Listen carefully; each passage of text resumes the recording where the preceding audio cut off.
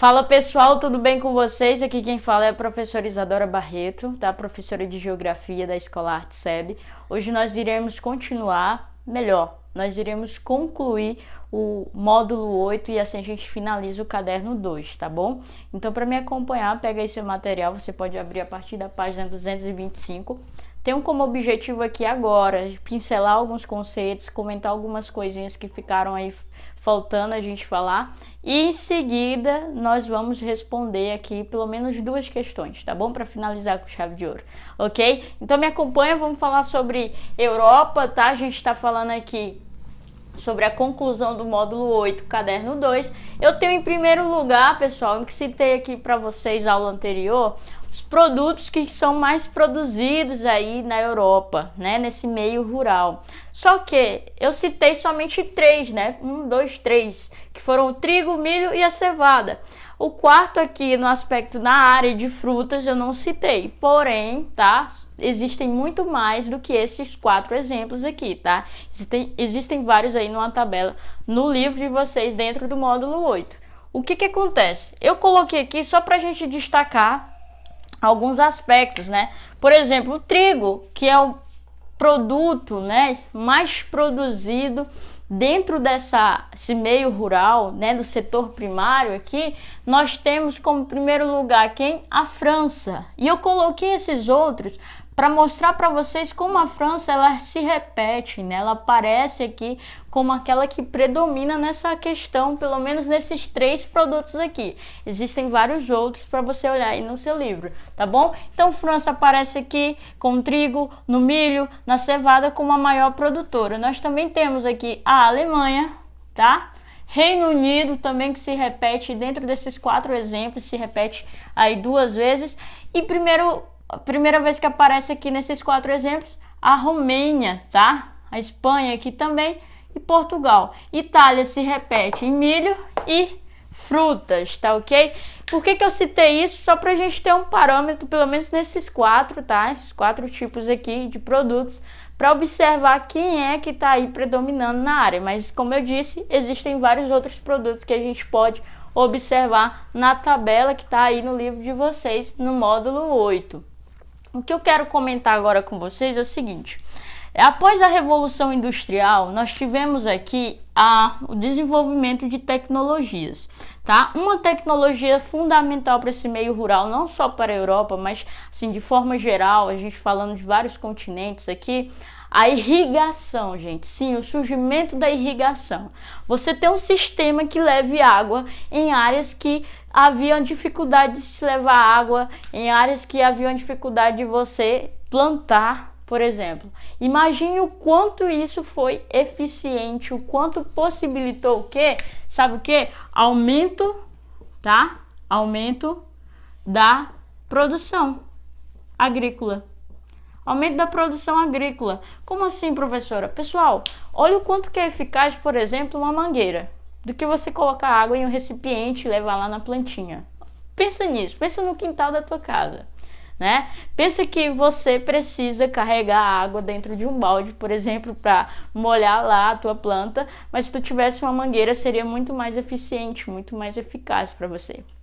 Isso aí é uma noção que a gente pode ter da possibilidade de molhar, tá? De levar água para hectares enormes de terra, de área que antes eram, inclusive, não poderiam ser plantadas, não poderia haver um plantio ali. Por quê? Porque a terra não era, o solo não era um solo que tivesse a quantidade de água suficiente, ou que não era fácil de levar a água para poder plantar lá, entendeu? Então imagina que a irrigação, ela trouxe esse benefício de você conseguir produzir mais em menor tempo, tá? E claro, existem várias outras coisas, outras tecnologias que surgiram ao longo dos anos que possibilitaram aí a maior produtividade da agricultura. Por exemplo, as sementes transgênicas, né? Que são essas sementes adaptadas para o meio, as sementes mais fortes, mais resistentes, né? Que também tem uma produtividade muito maior.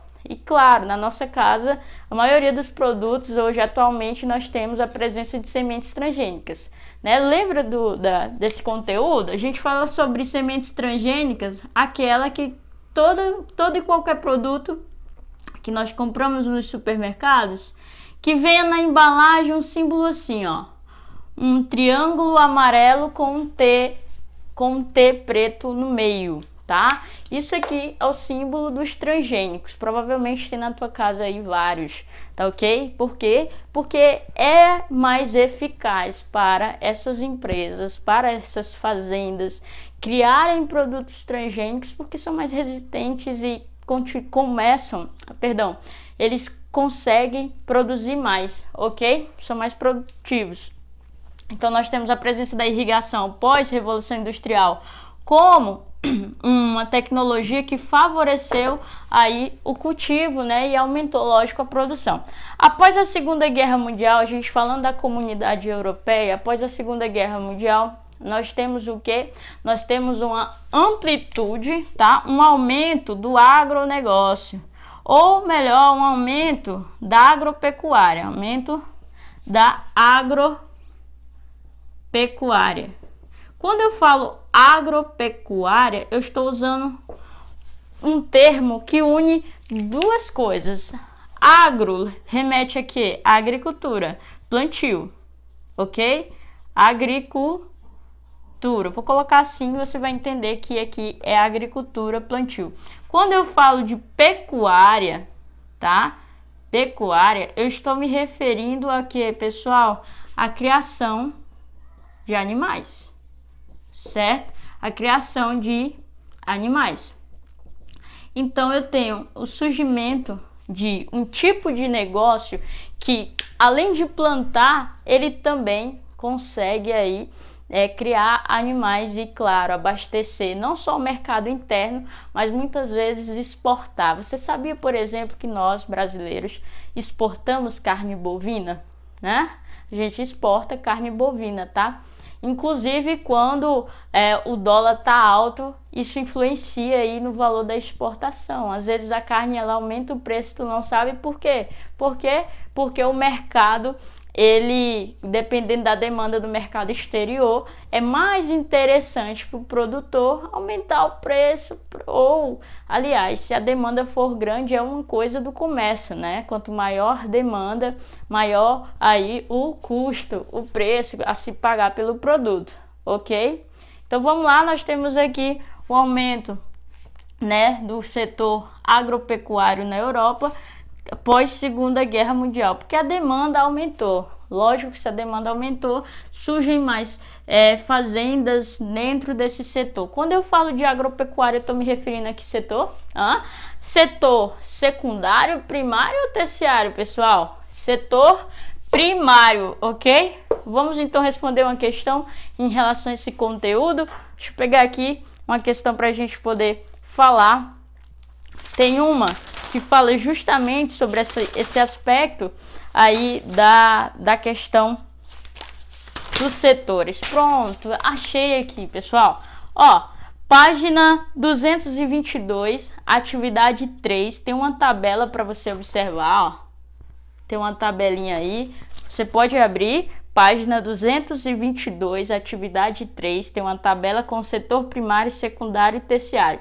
E diz assim, ó: agora, com base nos dados da tabela e em seus conhecimentos, assinale verdadeiro, V, ou falso, F, nas seguintes afirmativas. Vamos lá observar, são 3 afirmativas. A primeira diz assim: o setor primário, ou seja, o trabalho na indústria, é o que apresenta o maior número de trabalhadores entre os 3 setores. Setor primário, ou seja, o trabalho na indústria. Pessoal, o trabalho na indústria, né? As indústrias, elas estão dentro do setor primário? Essa questão de cara já tá falsa, né? Totalmente errada. Então já marca F aí nesse primeiro. Setor primário, ou seja, o trabalho na indústria. Não é trabalho na indústria, tá? O trabalho na indústria fica no setor secundário, ok? Então vamos lá. Segunda afirmativa: o setor primário europeu tem uma pequena quantidade de trabalhadores por apresentar elevada mecanização no campo, onde predominam pequenas e médias propriedades. E aí, pessoal, tá verdadeiro ou falso? O que vocês acham? Vamos analisar a tabela? Analisando aqui a tabela, tá falando quantos trabalhadores, né, tem ali em cada setor. Pessoal, essa questão aí, essa afirmativa de número 2 está correta, tá? Marca um V de verdadeiro, tá ok? Terceira diz assim: os países que utilizam muita mão de obra rural, em geral são os menos desenvolvidos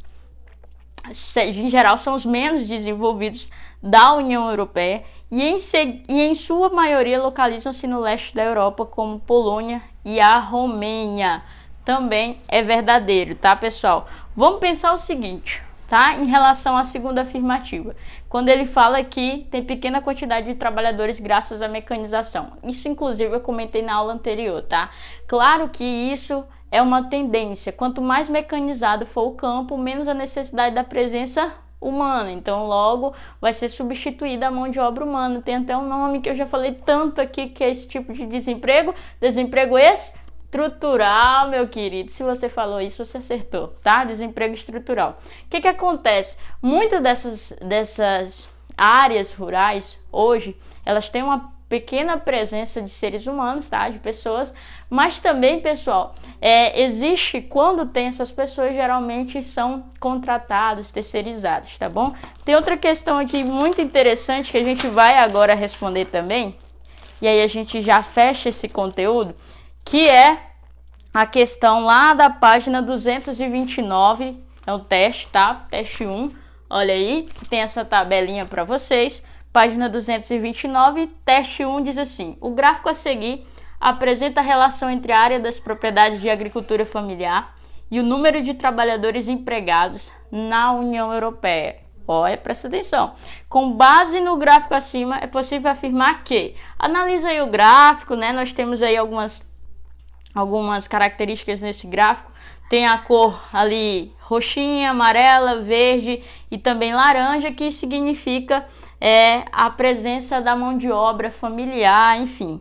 E a resposta correta qual é, pessoal? Primeira diz assim: quanto maior a propriedade, mais se faz uso de mão de obra fora do âmbito familiar, provavelmente contratada ou terceirizada. Resposta correta já de cara, alternativa A. Por que quanto maior a propriedade, mais se faz uso de mão de obra fora do âmbito familiar?